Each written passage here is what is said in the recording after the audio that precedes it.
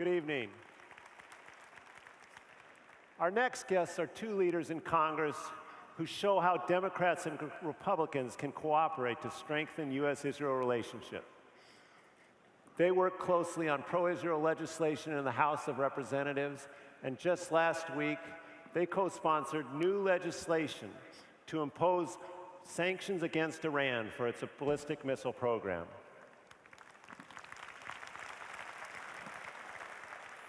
They also make time to travel to Israel every 2 years with new members of Congress to see firsthand the challenges Israel faces.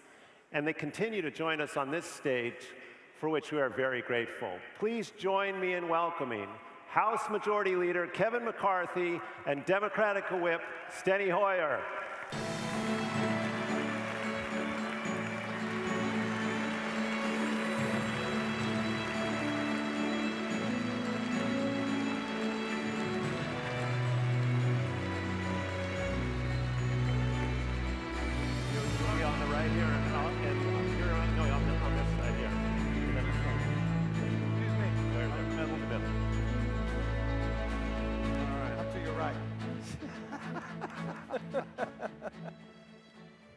Well, welcome. Thank you. Good to be here as always. Yeah, with everything you have to manage, it must be a relief to be in front of an audience that just wants you to bring peace to the Middle East, huh? It's a good thing to be with this audience, whatever they want. Absolutely. You know, 2 years ago, the three of us were in Israel together. And we had lunch together. I remember it clearly, with over 40 members of Congress, most of them freshmen, and with a bunch of young Israeli soldiers, many of whom had come from America, come to Israel to defend Israel, and they had lunch with their members of Congress. You know, Arne, I have my phone with me, and I have a picture of a young IDF woman who was with us, and they were really excited. And I want to thank Kevin McCarthy. We've done these trips a lot. That was really the first time we'd done them together. Yes. We overlapped, and we had the opportunity to show what I think is critically important to show, and that is that, as Paul Ryan just said, it's the Congress. It's not Republicans, it's not Democrats, it's the Congress. And Kevin and I worked together very closely to make sure that happened. That was. When I first became leader, the first thing I did was go down and see Steny. And you may watch us on TV. We'll debate a lot, but we're still friends when the debate's over. And is there one issue that actually strengthens our friendship? It's Israel. We make sure that issue is a bipartisan issue. But so many times on these trips where we bring freshmen to Israel, Democrats would go 1 week, Republicans would go the other. I said, why don't we overlap a few days? And we started that last year, and I will tell you what, it's refreshing, because they see the exact same thing, but they bond together just as we bond together in our votes. And we're going to do it again this summer as well, with all the freshmen going. It's outstanding. You know, Congressman McCarthy, tell us a little bit about what it means to have freshmen there in Israel, both for them to understand the issue and for building the bipartisan support for Israel. Well, you could hear all about, and they understand the challenges of Israel, but you do not know it until you see it, till you look over, where you're sitting with an Iron Dome and looking into Gaza, or the narrowness within 9 miles. It is a life-changing event. And when we sit there the night before the departing, there's not a dry eye in the place. They were passionate before. But as we have all these fiscal challenges, I will guarantee you, I will take my most conservative member, and they'll want to cut anything in the budget except the aid to Israel, because they know the importance of it. Very true. You know, and then when they come back to Congress, there's a chance to work together in a bipartisan way. The two of you are lead co-sponsors now on legislation to push back on Iran, to sanction it for its ballistic missile program. Congressman Hoyer, tell us a little bit about the outlook for that legislation. Well, you heard that's Kevin and I co-sponsor, and we have Mr. Royce, who's the Republican chair of the committee, and Mr. Engel, who's the ranking, the Democrat on the committee. And I think one of the very, very positive things for all of you must be that on the Foreign Affairs Committee, you see a lot of controversy, a lot of confrontation, a lot of disagreement, philosophical and political disagreement in almost every committee, but you do not see that with Mr. Elliott and Mr. Royce. Yeah. They are working together, and Kevin and I are glad to work with them. I've had the opportunity of working with a number of leaders through the years. It seems to me I sort of stay there. The others see if you come and go. But Roy Blunt and I work close together. Tom DeLay and I work closely together, as I think some of you know. And I'm glad to be working, and of course, Eric Cantor and I work very closely together. Right. And I'm glad that Kevin is keeping that tradition up and that we are working together on behalf of issues that clearly we have an agreement on, clearly we believe are critical to the national security of the United States of America, as well as to Israel. The partnership that has maintained now since 1948 is one that's going to continue. I know if Kevin and I have anything to say about it, for as long as we're in the Congress and working together. Yeah. Well, there's a good point, too. And I kind of miss not being in the round. That thing was kind of fast. But Iran has tested 14 times ballistic missiles. Right. No other country has spent that much money without trying the pursuit of a nuclear weapon. That's why this bill is so critical at this juncture. And, you know, I missed it. I didn't come in. But how refreshing is it to have Nikki Haley?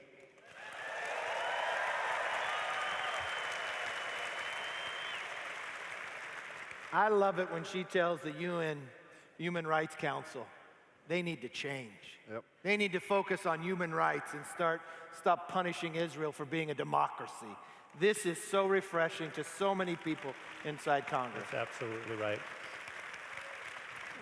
Arne, one of the messages that we need to send and why this legislation is so important, the JCPOA obviously has been controversial.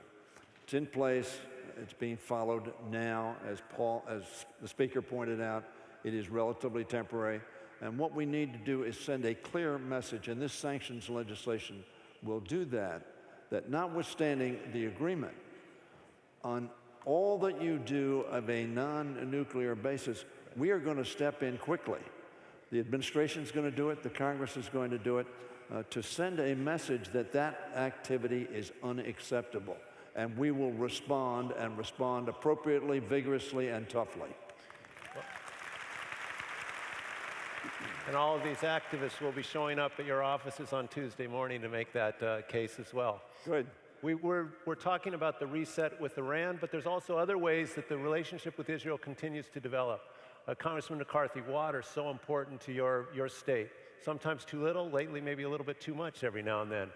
But tell us a little bit about the possibility of Israel and the U.S. working more closely together on water. Well, this is key. There's so many places we can bond with Israel. Yes, when it comes to security, but when it comes to technology, innovation, and especially water, how precious that is. Look, I'm from California, and sometimes we have none. Yeah, we should prod that. A little larger than Maryland. But we got a good crowd here, yeah. I'm sure. But you don't see many Republicans from California. That's why it's more important. But,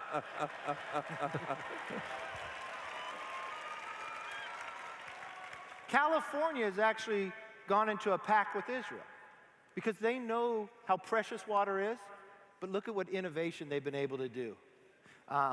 Being able to bring salt water into fresh water. But one thing I want them to really teach California is not to waste the water and send it out to the ocean. So when we're there, especially from the ag community and others, from drip irrigation and others, we bond together, and it only makes our two countries stronger. When we're able to have that innovation, be able to find the preciousness of water, but what does water do? Water grows so much. And at the same time, it's going to grow our crops, it's going to grow our relationships stronger. Absolutely. You know, Arne, California, obviously, and the world has an extraordinary need for potable, drinkable, healthy water. So that's extraordinarily important. In Maryland, one of the things we do is cybersecurity. Right. And we work a lot on cybersecurity. We have a cybersecurity center at the University of Maryland, and the National Security Agency is in your state, in my state. And we hope that FBI is coming to our state. But we have seen how important cybersecurity is. We've seen it in this past election, but we've known about it for a long period of time. And the partnership we have with Israel, which is, of course, one of the leading cybersecurity technology proponents in the world, is, we think, very critically important. So there's so many areas, as Kevin points out, where not only are we, from a security standpoint, partners, but we have so much in common from technology, from business, from culture, that we cooperate in as well. And that strengthens that relationship every day. Absolutely. So let me close by asking something we bring up almost every year, which is the assistance to Israel. And this year it's important, not only the $3.1 billion, but the missile defense, cooperative missile defense. And it's at a year when there's a lot of talk about budget constraints, competing demands. So just ask each of you, within your own caucuses, what's the temperature right now on aid to Israel, and more broadly on a American role in the world and funding an American role in the world? Well, I agree with Kevin pointed out earlier that he's most conservative member, but I think the overwhelming majority of the members of the House of Representatives and the United States Senate agree that investing in Israel is an investment in America's security, America's values, America's future. Now, I want to caution, though, everybody here. There has been a proposal, I do not know whether that will be followed through, of cutting very severely our foreign aid. I do not believe that that will adversely affect Israel. But what I do believe, to the extent that it's further and further cut and Israel becomes a larger and larger percentage, it will then be a focus and may well raise controversy, not that we don't need to support Israel, but that we have so little going to other places where we need to maintain security. General Mattis has pointed that out. Kevin, and I know you've discussed it as well. So we got to make sure that not only do we meet our obligations, which we have agreed to under the Obama administration, agreed to with the Congress of the United States, of the 3.3 and the $500 million for the missiles. Right. I think Paul said about Iron Dome being so spectacular. He's absolutely correct. What a success we had there. What a great investment that was. But we need to make sure not only does Israel's support remain strong, but that we also remain strong with other nations, not only in the Middle East, but around the world, to make sure that we maintain our alliances that will be good for Israel and good for us. Congressman McCarthy. It's true we have a financial challenge. But if we all crave peace in the Middle East, why don't you help the only democracy in the Middle East that believes in freedom, gives people the rights? That's the place we need to be. What's even more importantly, when we look at our budget, why don't we fund our friends first? That's why Israel will always win and always be the first investment of where we go. Thank you.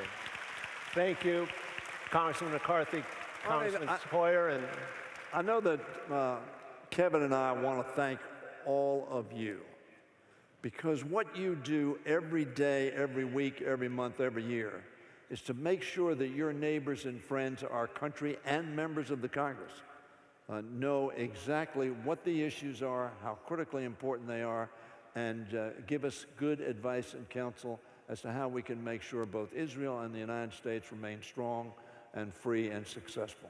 Thank you all very much. Thank you. Okay. Thank you very much. Good.